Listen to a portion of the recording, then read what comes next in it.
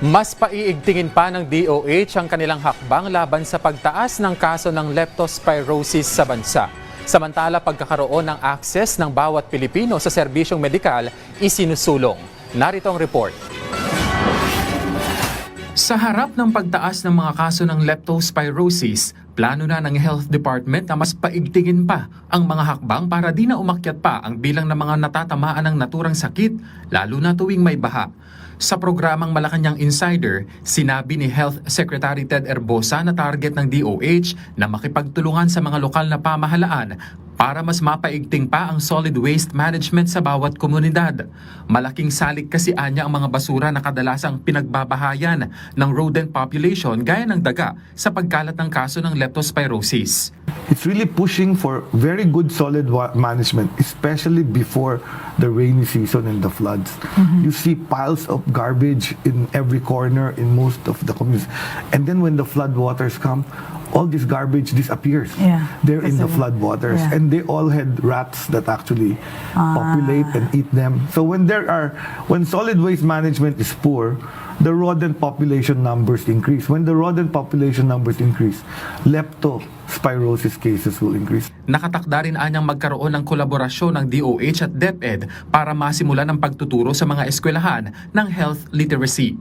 It's very important to educate kids not to swim in floodwaters. I think that should be in the curriculum of our elementary. Or maybe our public officials should build public swimming pools, where water is chlorinated, so they don't wait for the flood season before they go swimming. So that's something we can actually inculcate in the minds of our kids. Sa pinakahuling tala ng DOH, umakyat na sa 523 ang leptospirosis cases nitong nakaraang 3 linggo, kung saan 43 sa mga ito ang nasawi na karamihan ay sa NCR. Tiniyak naman ng DOH na maraming mga ospital ang handa na tumugon sa ganitong mga uri ng sakit, kabilang na ang Jose Rodriguez Hospital at PGH. Samantala, tuloy-tuloy naman ang mga hakbang ng DOH para magkaroon ng akses ang bawat Pilipino sa mga serbisyong medikal nang hindi na kailangan pang gumastos. Kabilang na riyan ang pagkakaroon ng bagong Urgent Care and Ambulatory Service o BUCAS centers na magsisilbing extension ng mga ospital sa mga komunidad. So it became accessible, and it's the same brand as the DOH hospital.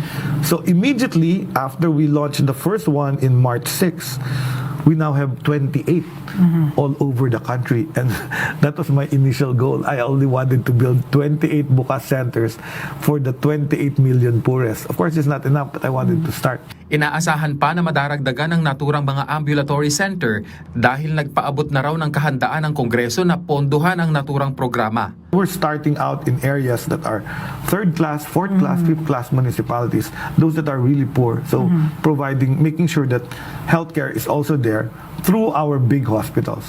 But we partner with the local, because in some areas, it's a partnership between the mayor or the governor to use a facility that has been built but they cannot run it. Bukod sa paghahandog ng general surgery, ang BUCAS centers ay nagbibigay din ng iba't ibang laboratory services na may komprehensibong diagnostic capabilities. Kenneth Pasyente, para sa Pambansang TV, sa Bagong Pilipinas.